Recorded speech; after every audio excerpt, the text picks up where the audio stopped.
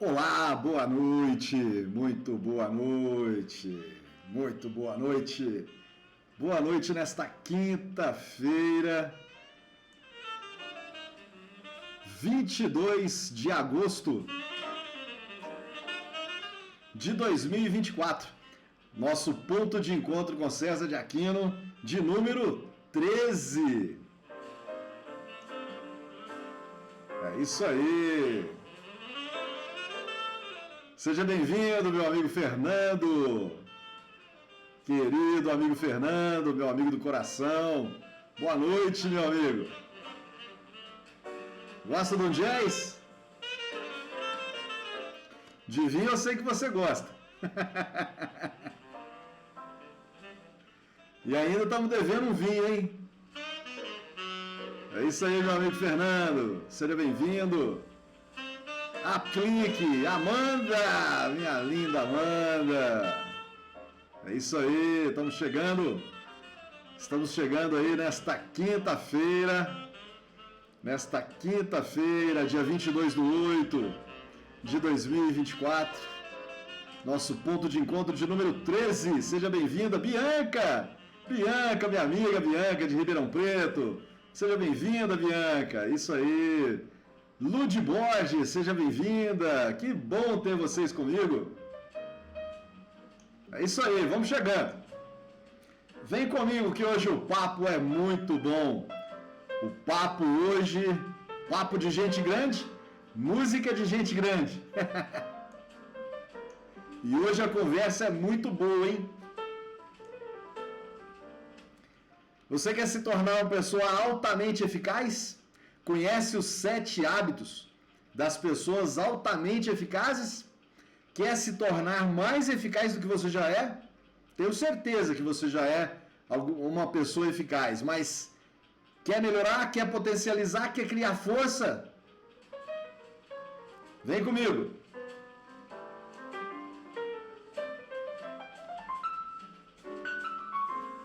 Muito bom!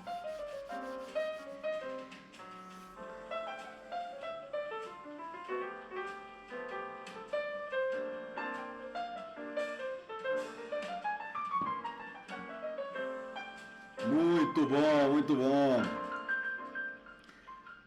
Convido você a pensar, se fizer sentido para você, convide seu amigo. Convide alguém que você sabe que precisa de algo mais, que está precisando de melhorar suas performances, melhorar o seu desempenho, eliminar as suas interferências. Chama lá seu amigo, chama lá sua equipe. Vem comigo. Estamos começando mais um ponto de encontro com César de Aquino.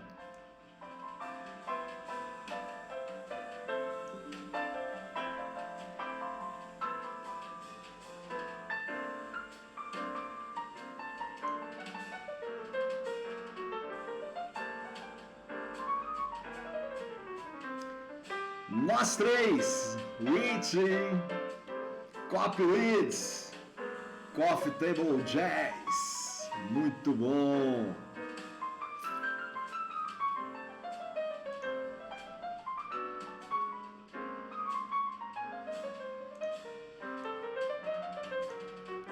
Vem comigo, vem comigo.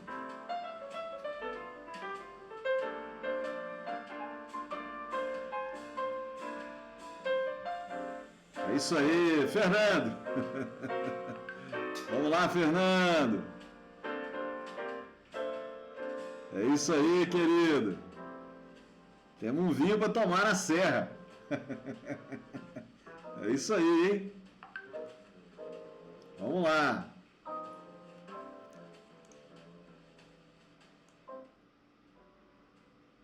Ponto de encontro com César de Aquino, hoje quinta-feira.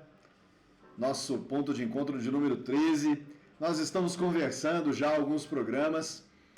Eu tinha trazido aqui para a gente poder bater um papo sobre transição de carreira. E aí começamos a conversar, já falamos aqui várias coisas, falamos aqui várias situações para quem está pensando numa transição de carreira, onde na verdade tudo que nós dissermos aqui, tudo que a gente conversar aqui, nós estamos conversando, nós estamos trazendo aqui informações, trazendo aqui um pouco mais da minha experiência com relação a a esse assunto. Tudo que a gente está dizendo aqui, na verdade, serve para várias dimensões da nossa vida, não só para quem quer efetivamente, quem estiver efetivamente pensando em mudar de carreira. Na verdade, o que a gente está trazendo aqui são estratégias do comportamento humano para que você possa, de uma forma geral, melhorar a sua performance, melhorar o seu desempenho. Outro dia, numa dos nossos encontros, falei aqui, trouxe um exercício aqui prático, não é? Que é o exercício da chave, um exercício fantástico, onde você escreve sobre você mesmo, né? Para que você possa aumentar o seu autodomínio, aumentar a sua autoestima, aumentar a sua autopositividade, aumentar o seu autoconhecimento. Essa ferramenta, esse exercício da chave, que nada mais é do que você escrever sobre você, sobre o que você conhece, sobre o que você sabe fazer de verdade, né? Sobre as suas atitudes, a sua vontade interna, a sua vontade central, o seu desejo central. Escrever sobre a sua hierarquia de valores, não é? Escrever sobre aquilo que é importante dentro de você. Hoje, nós já podemos observar que algumas dificuldades que a gente encontra na nossa vida é porque essa hierarquia de valores está invertida, ela está bagunçada, não é? A gente pode perceber, eu já fiz alguns exercícios com algumas pessoas, com alguns líderes, na verdade, vários líderes, todo o treinamento que eu faço, que eu ministro, eu aplico essa atividade, eu aplico esse exercício de a pessoa escrever os seus valores, as suas coisas mais importantes, e aí então a gente consegue construir ali uma hierarquia. Isso mesmo, uma hierarquia de valores. O que vem em primeiro lugar para você? Em primeiro, não pode faltar. Em primeiro, não pode mudar de lugar. Em segundo, em terceiro, em quarto. Nós fazemos uma grade de 7 valores extremamente importantes. É um exercício prático da programação neurolinguística que nós utilizamos. E aí, então, nós construímos a hierarquia de valores. E o que a gente pode perceber? Muitas dificuldades na nossa vida é porque essa hierarquia está trocada, essa hierarquia está invertida. Então eu ensinei lá no exercício da chave você criar a sua hierarquia de valores. E essa aula já está gravada lá no nosso canal do YouTube. Você pode ir lá, né, e assistir essa live. Se não me engano, foi a live de número 10. Colocamos lá para você esse exercício da chave. Depois dos valores, você escrever quais são as estratégias que você utiliza para poder praticar o que você conhece, o que você tem habilidade, a sua atitude central, o seu desejo central, a sua hierarquia de valores. Então, qual é a estratégia? Como que você coloca isso em prática no seu dia a dia, nas suas atividades diárias, na sua casa, no seu trabalho, no clube que você frequenta, na sua comunidade, na sua igreja, junto com os amigos? Como é que você pratica isso? Então, esse exercício da chave, quando você escreve sobre você, você consegue, então, ter um pouco mais de autodomínio daquilo que você faz, daquilo que você sabe fazer, do seu desejo central, com muito foco, com muita determinação, com muita resiliência, para você poder mensurar os seus resultados. Quando você faz o exercício da chave, então, você passa a ter um pouco mais de domínio de você mesmo, não é? Depois nós colocamos em outro programa nosso, trouxe para vocês também um outro exercício, que são os 3 pontos importantes que não pode faltar na sua agenda. Primeiro ponto importante, saber ouvir da essência. Segundo ponto importante, saber dessa hierarquia de valores. Terceiro ponto importante, aprender a aprender sempre. Sempre. Todos os dias. Isso precisa de estar na sua agenda. Você precisa de escrever na sua agenda o que foi que eu aprendi hoje. Se todos os dias você conseguir olhar para as situações que você enfrenta, olhar para as questões que você enfrenta, olhar para os desafios que você enfrenta, e você tirar dali um aprendizado concreto, um aprendizado sólido, tá? Não é um achômetro, não é ficar, eu acho que, não, isso não pegou muito bem. Não é isso não. É um aprendizado. Aquilo tem que entrar para o seu rol de conhecimento. Aquilo precisa de entrar para o seu rol interior de habilidades.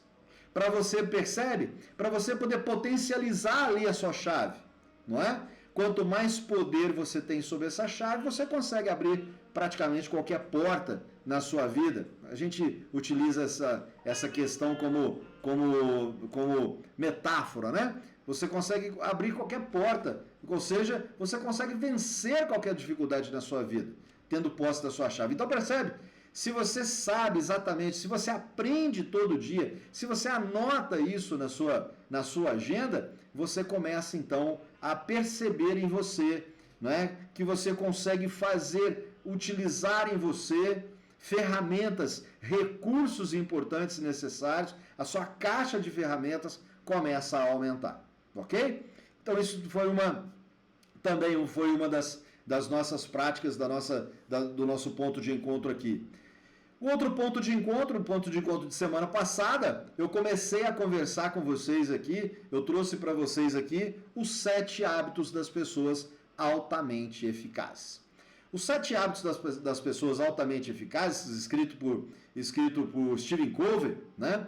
Os 7 hábitos das pessoas altamente eficazes, escrito por Stephen Covey em 1989, e logo depois, 4 para 5 anos depois, ele escreve então o 8º hábito, que foi praticamente o último texto, né, o último livro que ele escreveu antes da sua morte, né? Os 7 hábitos das pessoas altamente eficazes foi best-seller por muitos anos, é muito vendido até hoje ainda, é um livro de cabeceira para vários gestores famosos, para vários administradores famosos, para nós da área de administração, da área de comportamento, da área de desenvolvimento humano, é um livro exigível para que a gente possa realmente tê-lo como cabeceira. Então eu trouxe para vocês aqui no nosso ponto de encontro de quinta-feira passada, eu trouxe para vocês aqui essa estrutura dos 7 hábitos das pessoas altamente eficazes. Como é que é a estrutura desses 7 hábitos das pessoas altamente eficazes? Os primeiros 3 hábitos, dos 7 hábitos, eles são chamados hábitos de autodomínio. São aqueles hábitos que você utiliza, que você os pratica, para que você esteja sempre com o foco em você. O foco, ele passa por você, ele perpassa por você. São 3 hábitos onde você tem o domínio de você mesmo, diante de todas as situações, não é? Então, dos 7 hábitos, os 3 primeiros são os hábitos chamados de hábitos de autodomínio. Os 3 próximos hábitos são os hábitos chamados de atenção no outro, de domínio no outro, de relação com o outro, não é? Então, os 3 outros hábitos, o 4º, o 5º e o 6º hábito, são hábitos onde você foca no outro e observa o outro e trabalha na relação com o outro, que nós vamos trabalhar aqui hoje. No nosso ponto de encontro de quinta-feira passada, nós trabalhamos os 3 primeiros hábitos, que eu já vou dizer para vocês. E o 7º hábito? O 7º hábito é o hábito de melhoria contínua, é o hábito de trabalho contínuo, é o afiar o instrumento, é o afiar o machado, é o que nós chamamos de renovação contínua. Ok? Então, muito bem. Na quinta-feira passada, nós trabalhamos então os 3 primeiros hábitos. Quais são os 3 primeiros hábitos? Primeiro hábito, seja proativo. Segundo hábito, tenha sempre um objetivo em mente. Terceiro hábito, sempre faça as primeiras coisas. Primeiro as primeiras coisas. Primeiro as coisas mais importantes. Agora observem só. Nós estamos falando de hábitos. Nós estamos falando daquilo que você não faz de vez em quando. Nós estamos falando daquilo que já está interiorizado em você e que você os pratica de maneira mecânica. Você não precisa de pensar para fazer aquilo. Nós estamos falando de hábitos. Nós estamos falando de algumas decisões que você toma durante a semana e de vez em quando você faz aquilo. dependendo da situação. Nós não estamos falando de questões, de situações, ou de ferramentas, ou de instrumentos, ou de recursos que você utiliza, dependendo da situação, quando é conveniente para você. Não, nós estamos falando de hábitos, ou seja, aquilo que você pratica no seu dia a dia de maneira automática, de maneira mecânica. Você não pode pensar em fazer isso. Muito bem, hábitos são aquelas questões que acontecem neurologicamente conosco, é quando você está no 4º nível de aprendizado. Você aprendeu alguma coisa a fazer, você aprendeu a fazer alguma coisa na sua vida e você e o seu cérebro já utiliza de maneira mecânica. Você não pensa em fazer aquilo. É o 4º nível de aprendizado nosso, não é? Você não tem é o inconsciente do consciente, não é assim? Você, por exemplo, quando você está dirigindo. Quando você está dirigindo, você vai fazer uma conversão, por exemplo, você dá seta sem mesmo pensar. Muitas das vezes você acelera ou desacelera o carro, você mexe em alguma coisa dentro do carro, muito sem pensar. Você desvia às vezes de um buraco, você desvia de uma determinada situação, mesmo sem pensar. Isso acontece de maneira automática. Isso são hábitos. Não é? Você acorda pela manhã, por exemplo, você faz várias atividades sem mesmo pensar naquelas atividades, porque o seu corpo já está preparado para fazer aquilo. Um hábito é isso. Então, estes 7 hábitos das pessoas altamente eficazes, por isso são considerados hábitos de pessoas altamente eficazes, porque a eficácia, ela passa a fazer parte do seu dia a dia. A eficácia passa a fazer parte da sua filosofia de vida. A eficácia nas suas atitudes, nas suas ações, passa a ser um movimento natural na sua vida. Ser proativo. O que é ser proativo? Ser proativo nada mais é do que você saber o que precisa de ser feito e fazê-lo sem ser exigido para aquilo. Sem ser exigido para aquilo. Sem ser exigido por uma situação, sem ser exigido por alguém, sem ser exigido por um desafio. Ser proativo não pode ser um desafio, não é? Ser proativo não pode ser para você um desafio. Ser proativo precisa de ser algo normal. Ou seja, saber o que precisa de ser feito. E olha, você que é gestor, você que é empreendedor, você que é empresário, você que é líder, você que está à frente de alguma situação na sua vida, você sabe o que precisa de ser feito. Você acorda pela manhã e você sabe o que precisa de ser feito. Eu tenho certeza absoluta que naquilo que você faz durante o dia, você sabe o que tem que ser feito. Aqui não, né, existem algumas pessoas aqui que estão me acompanhando, que eu os conheço de perto, sei que vocês são empreendedores, sei que vocês são gestores, sei que vocês estão à frente de várias situações na vida de vocês que dependem de vocês. Você sabe o que precisa de ser feito. No entanto, tem muitas coisas na nossa vida que nós não gostamos de fazer. E aí, o que acontece conosco? Nós, até hoje, nós temos ainda no nosso cérebro reptiliano, que é a parte mais primitiva do cérebro, nós temos ali instalado ainda instintos animais. Nós, até hoje, seres humanos, mesmo com o nosso cérebro evoluído, nós temos o globo frontal, né? O nosso cérebro evoluiu com o passar dos anos, com o passar dos milhares de anos, nós fomos crescendo, não é? O nosso cérebro também foi se desenvolvendo, não é assim? Quando nós estávamos sobre 4 patas, a gente tinha um cérebro muito pequenininho. A gente tinha um cérebro muito com instintos animais. No entanto, a partir do momento que nós fomos crescendo, nós fomos ficando de pé, o nosso cérebro também foi se evoluindo. No entanto, nós temos ainda, lá no nosso reptiliano, nós temos ainda os instintos animais. Hoje nós já temos as emoções, Nós temos o medo, nós temos a alegria, nós temos a raiva, nós temos a tristeza e todas as suas combinações juntas, que são mais de 20, 25, 26 combinações destas emoções primárias. O que eu estou dizendo para você? Nós ainda agimos pela fuga ou pelo prazer. Nós ainda gostamos muito de viver na zona de conforto. O que é zona de conforto?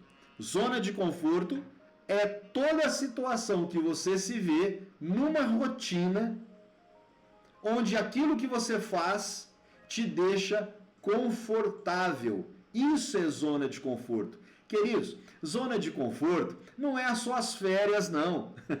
Tá bom? Zona de conforto não é a hora do café. Não, isso não é zona de conforto. Muito antes, pelo contrário. Se você consegue sair no meio do dia para tomar um café, é sair da zona de conforto. Sabia?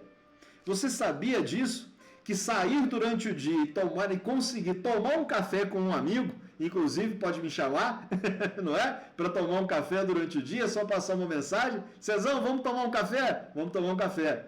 Se você consegue fazer isso durante o seu dia, no dia de correria, você está saindo da zona de conforto. Zona de conforto é aquele lugar onde você se encontra na rotina do dia. Tem pessoas, por exemplo, tem empresários, por exemplo, que fazem reuniões o dia inteiro, que resolvem problemas o dia todo.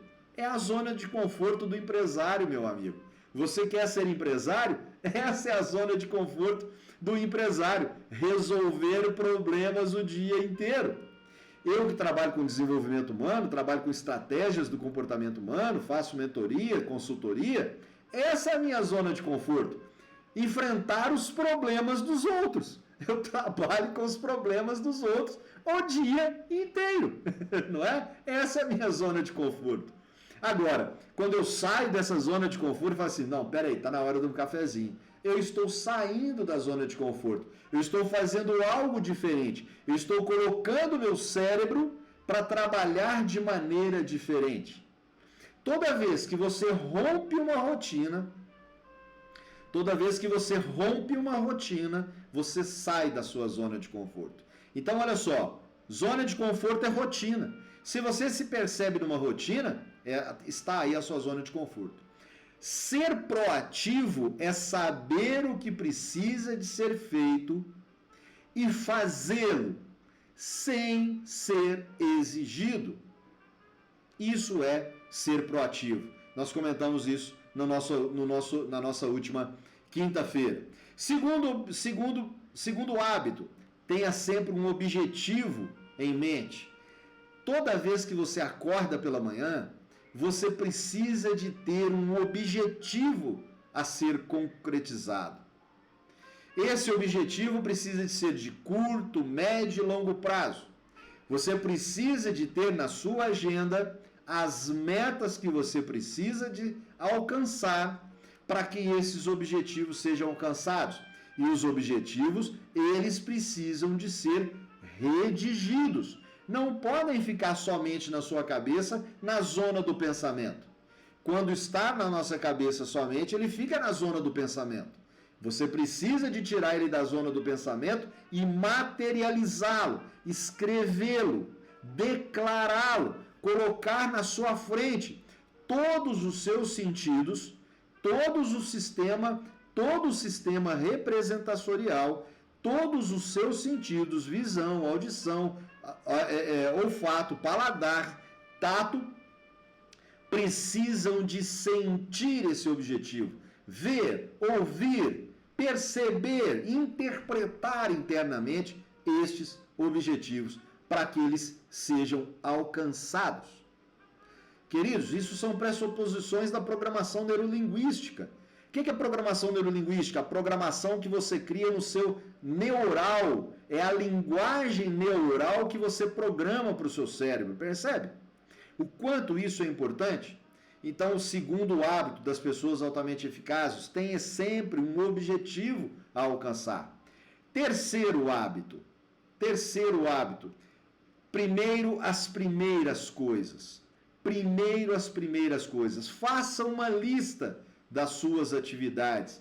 Classifique essa lista com as suas prioridades. O que precisa de ser prioritário? Precisa de ser prioritário aquilo que é feito no momento que precisa de ser feito. Se você coloca nas suas prioridades questões que estão ali como urgência, é porque ele já não se tornou mais prioridade. Já se tornou uma coisa urgente. Ele saiu da prioridade. Ele deixou de ser prioritário.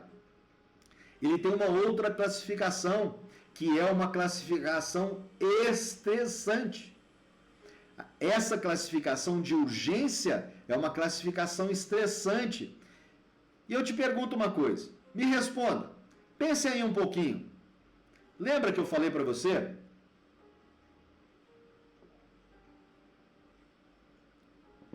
Lembra que eu te disse que nós ainda trabalhamos em função da fuga ou em função do prazer? Eu pergunto para você, o que o seu cérebro vai fazer contigo se você começa a pensar na sua lista de urgências? Você pensando na sua lista de urgências, aquilo vai te provocar estresse. Aquilo vai te provocar pânico. Eu te pergunto, o que o seu cérebro vai fazer contigo? Sabe o que ele vai fazer? Eu vou te dizer. Vai te gerar o que nós chamamos de procrastinação. Palavrão feio, não é? Procrastinação. Ou seja, ele vai criar dificuldades para que você execute aquilo. Sim, procrastinação pode ser, sim, neurologicamente falando, procrastinação pode ser uma estratégia do seu cérebro para que você não faça o que precisa de ser feito. Procrastinação é contra a proatividade. Procrastinação é contra você sair da zona de conforto. Por quê? A zona de conforto é a rotina. A zona de conforto é aquilo que você faz com tranquilidade. Eliminar as questões que estão urgentes te dá estresse, te traz reclamações, te traz pressão no cérebro. Você vai ter que movimentar uma série de coisas que você já tinha que ter feito quando era prioritário. Então o seu cérebro vai criar condições para que aquilo não seja feito. Fica tranquilo, vai piorar demais. Como eu sempre digo, né? Para aqueles que já me conhecem há muito tempo, sabe disso. Vai piorar demais, né? Então observe, procrastinação pode ser isso. Procrastinação pode ser uma estratégia que o seu cérebro está utilizando para que você não faça o que precisa de ser feito. Observe isso. Olha só o quanto isso é importante, não é? Então faça a sua lista de prioridades. A lista de prioridades é aquela lista que você faz dentro do tempo que precisa de ser feito, com proatividade, lembra? Precisa de estar nas suas metas, precisa de estar no seu objetivo. Percebe que estes 3 primeiros hábitos são os 3 primeiros hábitos de autodomínio? Por isso são chamados os hábitos de autodomínio. Muito bem. Quais são os próximos hábitos? Quais são os hábitos, então, agora relacionados à relação com o outro? O primeiro, ou seja, o quarto hábito, o primeiro hábito dessa lista de 3. Estes 3 hábitos agora são os hábitos que levam você a dominar a relação com o outro, ok? Então, primeiro você tem o autodomínio, depois você tem o domínio na relação com os outros, não é assim? Quarto hábito das pessoas altamente eficazes. Pense sempre ganha, ganha. Não tenha na sua cabeça o ganha-perde. Não tenha na sua cabeça você enquanto o centro das atenções. Tome sempre muito cuidado, nós já falamos isso aqui outras vezes, tome muito cuidado com os filhos do orgulho. Eu costumo dizer que são filhos danados do orgulho. Eu costumo chamar esses filhos do orgulho de cavalos selvagens que precisam de ser domados. Já tem uma outra amiga, né? Eu tenho uma outra amiga, né? Uma amiga muito próxima, né? Assim, que costuma chamá-los de pitbulls. E eles são quase pitbulls, esses filhos do orgulho. Sabe quais são os filhos do orgulho? O ego e a vaidade. Sabia disso? Pensar ganha-ganha é você pensar com humildade. É você pensar de determinada maneira nas suas negociações, naquilo que você vai fazer, nas suas relações, na relação uns com os outros. Você pensar que aquilo que você está determinando a fazer, aquilo que você está determinado a fazer, ou aquilo que você precisa de fazer, aquilo que está lá na sua listagem para fazer, as decisões que você toma precisam de ser decisões que façam bem ao ambiente, ao ecossistema em que você atua. Isso é pensar ganha-ganha. Isso é pensar a respeito da relação com os outros. Isso é pensar de maneira universal, de maneira com que o ambiente seja favorável para que hajam boas relações. As boas relações sempre são construídas, lembrem-se sempre de se lembrar disso, as boas relações sempre são construídas quando estes cavalos selvagens, quando estes pitbulls são harmonizados, são educados, são amansados, são domesticados. Os filhos do orgulho, o ego e a vaidade. Quando a nossa vaidade ela é educada, quando o meu ego é educado, quando eu sei exatamente aquilo que eu tenho que fazer, quando eu sei exatamente da minha postura, quando eu sei exatamente da posição em que eu estou, sistematicamente nós entendemos a nossa posição, nós conseguimos fazer, aplicar em nossa vida, aplicar nas nossas relações o processo ganha-ganha. Pense sempre ganha-ganha. Não pense que você tem que ganhar primeiro. Quando várias pessoas ganham juntas, tudo isso é multiplicado. Quando você consegue aplicar isso na sua vida, quando você consegue aplicar esse pensamento na sua vida, você consegue se relacionar melhor com as pessoas. Veja você um líder. Veja você um líder. Veja você que está liderando uma equipe, liderando um time. Veja você que é um empresário, um empreendedor. Veja você que é um gestor, que está à frente de uma equipe de trabalho. Todas as pessoas que estão à sua volta, todas aquelas pessoas, os seus liderados, precisam de olhar para você e confiar em você. E como é que nós geramos um vínculo de confiança? Quando ele entende. Olha só, percebam isso, sintam isso, ouçam essas palavras que eu estou lhes dizendo. O seu colaborador, o seu liderado, a pessoa que está no seu time, ela precisa de olhar para você e confiar e criar um vínculo de confiança contigo. E o que é criar um vínculo de confiança? Se passa pela cabeça dela. Se ela se passa pela percepção dela. O que é percepção, gente? Percepção é aquilo que o nosso cérebro interpreta a partir dos meus pensamentos, a partir daquilo que eu vejo. Se a pessoa está contigo, aquela pessoa que você se relaciona, o seu liderado, o seu time, a sua equipe, se passa pela cabeça dela que você está querendo tirar proveito do conhecimento dela, das habilidades dela, das atitudes dela, dos valores dela, da estratégia que ela utiliza para cumprir com o seu conhecimento, habilidade, atitude e valores. Se ela percebe que você está tirando vantagem disso, fica tranquilo.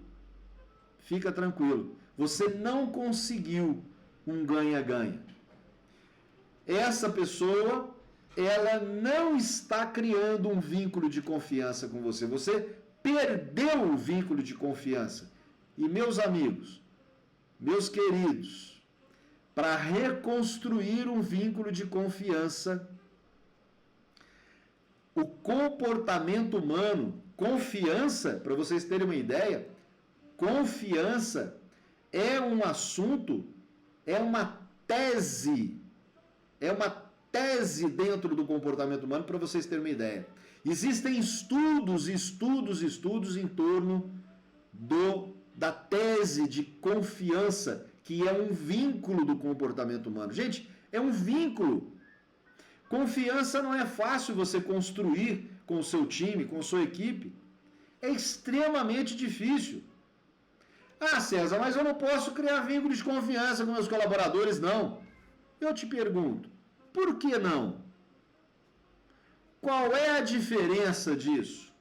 Por que você não pode ter um vínculo de confiança com o seu time? Por que você não pode ter um vínculo de confiança com a sua equipe? Onde está escrito isso, que isso não deve existir?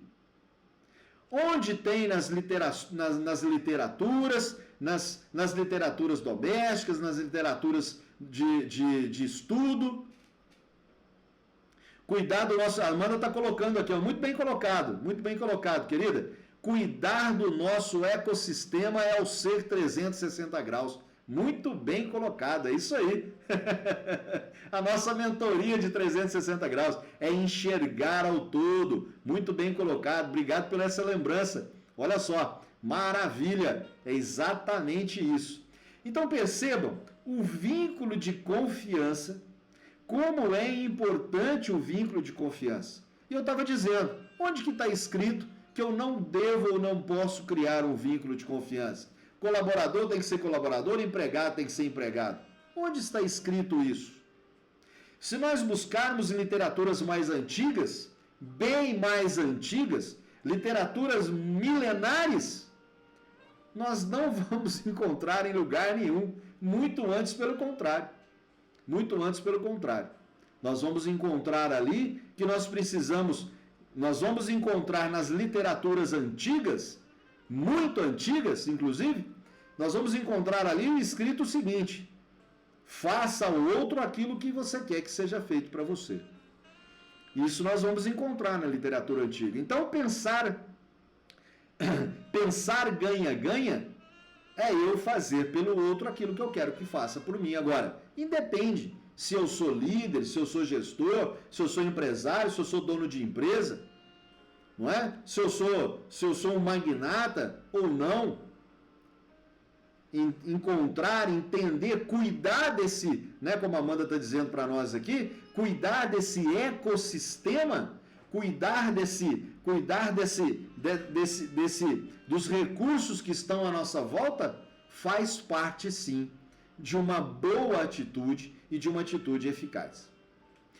O quinto hábito das pessoas altamente eficazes: compreender para ser compreendido. Ou seja, você ouvir, você ver, você enxergar na essência, você saber conhecer o ser humano, você gostar de gente. Você precisa de gostar de pessoas, você precisa de gostar de gente, você precisa de compreender o outro para que você seja compreendido. Você precisa de entender do outro para que você possa ser entendido. Você precisa de encontrar na sua equipe, você precisa de entender na sua equipe qual é a hierarquia de valores de cada um que está na sua equipe. Eu pergunto para você, você faz isso com os seus liderados? Você conhece a lista hierárquica dos valores do seu liderado, do seu colaborador? do seu parceiro, veja só, existe uma evolução comportamental das pessoas que trabalham conosco, que trabalham nos nossos times. Empregado, isso é muito antigo. Colaborador também é muito antigo. Se eu trato alguém como um colaborador, se eu trato alguém que trabalha comigo como um colaborador, eu pergunto a você, você está dando oportunidade a ele que ele efetivamente colabore com você? Ou só é uma palavra bonita de você chamar o empregado, de você chamar o funcionário? Por que funcionário? Porque ele ocupa uma função, não é? Funcionário ocupa uma determinada função, então ele trata, ele cuida daquela função. Agora, quando você o considera como colaborador, você dá um ambiente para ele, para que ele efetivamente colabore. E eu quero apresentar para você uma outra possibilidade, eu quero apresentar para você uma outra percepção. Esse colaborador no seu time, na verdade, ele precisa de ser um aliado, não um colaborador. Ele não precisa simplesmente colaborar com você. Ele precisa de ser o seu aliado. O que é o ser um aliado? É você ter um funcionário engajado. É você ter um funcionário autônomo dentro da motivação dele. É você ter um funcionário que saiba efetivamente o que precisa saber, fazer e faça. É você ter um funcionário que você conseguiu construir com ele um vínculo de confiança. É aquele funcionário que ele percebeu que você pensa ganha-ganha, que você também é proativo, que você tem objetivos a serem alcançados, que você tem uma lista de prioridades. Isso é você compreender para ser compreendido. Você entender o outro para que você possa ser entendido. Somente dessa forma você consegue engajamento dentro do seu time, dentro da sua equipe, dentro do seu trabalho, dentro do seu grupo de trabalho. Então, criar essa condição, criar esse vínculo com os seus funcionários, transformá-los em aliados para que eles possam fazer daquilo que eles fazem o que precisa de ser feito, tratar aquilo que eles fazem como você trata. Você que é proprietário, você que é dono, você que é empresário. As pessoas que estão à sua volta precisam de perceber em você que você faz parte do processo e que ele também faz parte do processo. Vou contar uma coisa para vocês, um outro processo evolutivo. Vou convidar vocês a pensarem sobre isso. Dentro da gestão eficaz, dentro do que nós chamamos de gestão eficaz, nós temos duas grandes forças. Uma força se chama pessoas e a outra força se chama processos. Estas duas forças, elas precisam de estar extremamente calibradas. Ou seja, você precisa de trabalhar, de desenvolver, de educar, de treinar, de capacitar as pessoas. E você precisa também de implementar procedimentos, processos, procedimentos, atividades, tarefas, planejamento estratégico, atividades, rotina de atividades dentro da sua organização. Quando você tem estas duas forças equilibradas, quando você tem estas duas forças calibradas, você tem então uma gestão eficaz.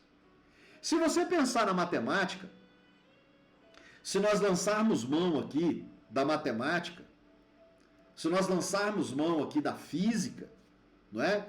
Que são duas ciências naturais, são duas ciências racionais, são duas ciências lógicas, nós vamos perceber que se eu puxar estas duas forças, se eu puxo essas duas forças para baixo, eu preciso de puxar com tal força, com tal calibragem, que eu possa provocar uma resultante positiva, que eu possa provocar uma resultante positiva. Eu preciso de provocar uma resultante que me dê equilíbrio. Se eu trabalho só pessoas, se eu treino só pessoas, se eu educo só pessoas e não implemento processos, eu não tenho uma organização das minhas atividades. Eu não tenho uma organização estrutural. Se eu puxo só processo, se eu sou uma pessoa muito boa de procedimento, se eu implemento processos, implemento procedimentos, eu não vou ter as pessoas para poder trabalhar os procedimentos. E eu digo para você, eu afirmo para você, quem ativa os processos são as pessoas. Então, olha só, eu tenho dois caminhos para minha gestão eficaz. Eu tenho um caminho que se chama longo caminho curto e tenho um caminho chamado curto caminho longo. O curto caminho longo é quando eu dou atenção somente aos processos. Por quê? Por que curto caminho longo? Quando eu dou atenção somente aos processos. Porque implementar processo é fácil. Eu compro uma máquina, implemento um software, instalo lá na empresa e o software funciona. E a máquina funciona. Agora, se eu não tenho uma pessoa preparada com a chave, lembra da chave? Se eu não tenho uma pessoa preparada com uma boa chave, essa pessoa não ativa o procedimento. E aí o que acontece? Eu mando embora contrato, mando embora contrato, mando embora contrato, fica caro, não consigo mais, eu não encontro pessoas no mercado para que eu possa ativar o processo. É o que nós estamos vendo no mercado de trabalho. Para onde a gente vai, você escuta assim, nossa, tá difícil demais encontrar gente no mercado para trabalhar. Queridos, por que vocês acham que está difícil demais encontrar gente no mercado para trabalhar? Não está faltando boas pessoas, não. Está faltando empresas bem estruturadas. Toda vez que eu encontro uma empresa e o empresário vira para mim e fala assim, nossa César, está difícil demais encontrar boas pessoas, bons colaboradores no mercado para trabalhar. No meu mindset já acende um alerta. Essa empresa está precisando de ser melhor estruturada. Por quê? Se eu tenho uma empresa bem estruturada, eu consigo boas pessoas no mercado. Percebem isso? Então eu tenho um curto caminho longo. Por que curto? Porque é fácil implementar processo. Por que longo? Porque eu não encontro pessoas. Agora, eu tenho também o longo caminho curto. Qual que é o longo caminho curto? O longo caminho curto é quando eu tenho pessoas bem preparadas dentro da minha empresa. Existem pesquisas que dizem que quando eu tenho boas pessoas dentro da organização, a minha organização demora 7 anos para ser copiada. Gente, toda empresa é copiada. Toda empresa. Todo produto é copiado, principalmente hoje com as redes sociais, com a internet, com a inteligência artificial que não tem mais volta, as inteligências artificiais regenerativas, né? Elas criam coisas, não é assim? Então, olha só, isso está cada vez mais complexo, não é? Então, observa, quando eu educo pessoas, quando eu preparo pessoas, quando eu tenho pessoas bem preparadas dentro da minha empresa, qualquer processo que eu implemento cola. Qualquer procedimento que eu crio dentro da minha empresa dá certo. Por quê? Porque eu tenho pessoas bem preparadas. Agora, preparar pessoas leva tempo.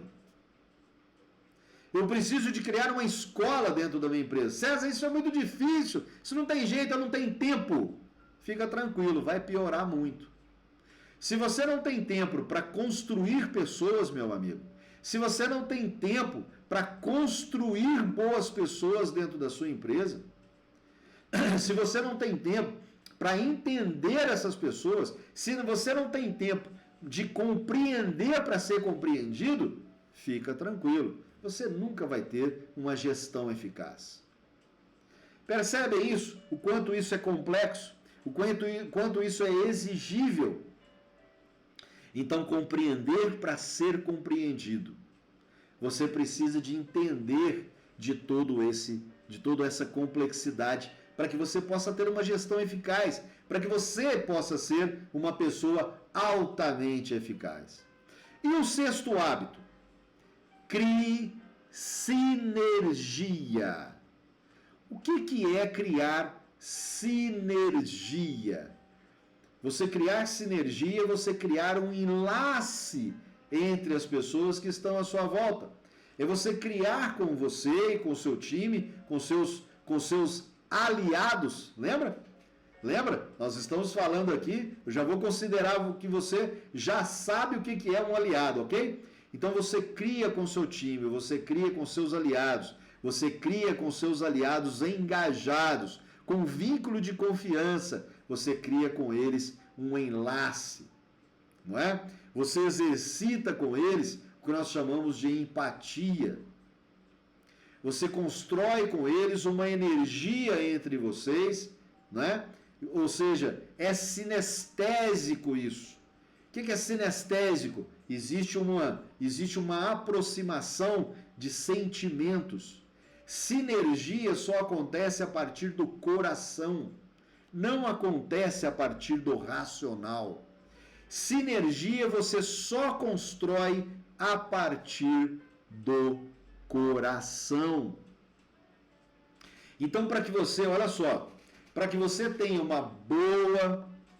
bom relacionamento, para que você possa construir um bom relacionamento com o seu time, com a sua equipe, com os seus aliados, é importante que você aprenda a pensar ganha-ganha. Crie esse hábito. Que esse hábito seja efetivamente automático em você.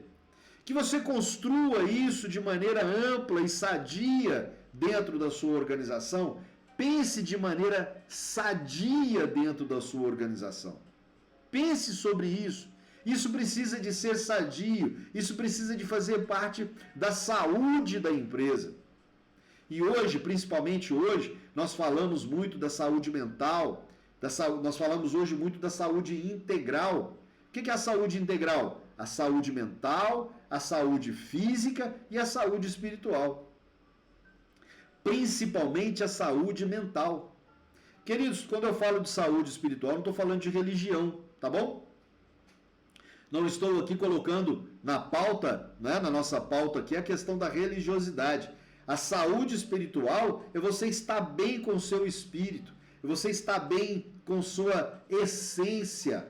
Então você precisa de provocar essa saúde integral dentro da sua equipe. Pense ganha-ganha, compreenda para ser compreendido e crie sinergia com o seu time, com sua equipe, com os seus aliados.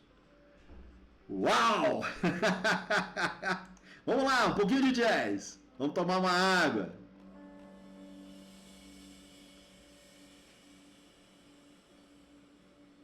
Vamos lá, um pouquinho de jazzinho. Vamos lá. Isso, agora sim.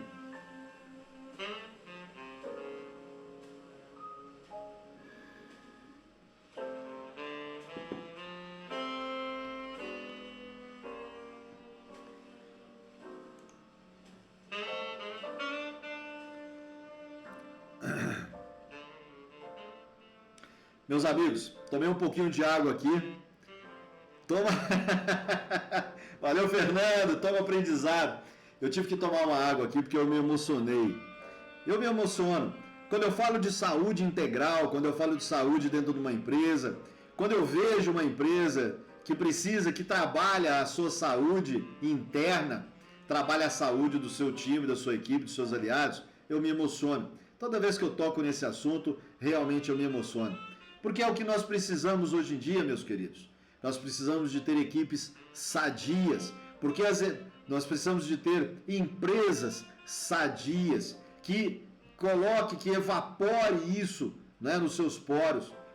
Precisa de evaporar, precisa de criar essa egrégora, né, para as pessoas, essa egrégora de saúde nas suas empresas. A gente percebe hoje que as empresas crescem muito empresas bem-sucedidas de tal forma, bem-sucedidas financeiramente, mas, no entanto, nós podemos observar que elas não são saudáveis, não é? Nós observamos as pessoas trabalhando, eu visito muito empresas de vários lugares, de vários estados, inclusive, e a gente pode perceber empresas muito bem-sucedidas, ricas, mas a gente olha para as pessoas e as pessoas não estão saudáveis.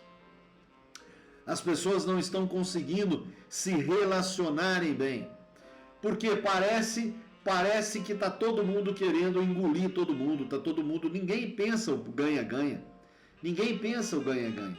Ninguém pensa dessa forma. Então a gente pode perceber que essas empresas, elas durarão muito pouco. Elas podem crescer muito, mas é como se fosse um castelo de areia. Quando você joga uma água na base, o castelo cai. Entende? Elas crescem muito, expandem muito, mas elas não têm suscetividade. Elas não têm suscetividade. Isso é muito grave. Para o mercado isso é muito grave. Por quê? Prevalecem as pessoas. Precisam de prevalecer as pessoas. Precisam de prevalecer aqueles que ativam os procedimentos. E quando nós falamos de procedimentos, quando nós falamos de processo, nós estamos falando de relacionamento, gente. Processos nada mais é do que relacionamento. Então eu tenho pessoas dentro da gestão eficaz, por exemplo, eu tenho pessoas e pessoas. Eu tenho pessoas que nós precisamos de cuidar da saúde delas e temos dentro dos processos relacionamento dessas pessoas. Processos é relacionamento. Somente com bons relacionamentos nós conseguimos fazer com que processos sejam atendidos. Não é? Com que processos sejam duráveis. Com que processos e procedimentos tenham solidez dentro da sua empresa. Então eu me emociono. Falar de saúde, né? Para mim principalmente, né? Eu me emociono. Realmente faz muito sentido tudo isso para mim. E eu espero que faça sentido para você. Muito bem, nós trabalhamos 6 dos 7 hábitos, não é? Nós já trabalhamos lá o primeiro hábito, seja proativo. O segundo hábito, comece com um objetivo em mente. Terceiro hábito, primeiro as primeiras coisas. Quarto hábito, pense ganha-ganha. Quinto hábito, compreenda para ser compreendido. Sexto hábito, crie sinergia. O sétimo hábito vai ficar para o nosso próximo encontro. O sétimo hábito vai ficar para o nosso próximo encontro, que nós já chegamos aqui no nosso horário. E eu estou tão emocionado ainda que a voz já está falhando. Muito bem, mas olha só, que coisa boa.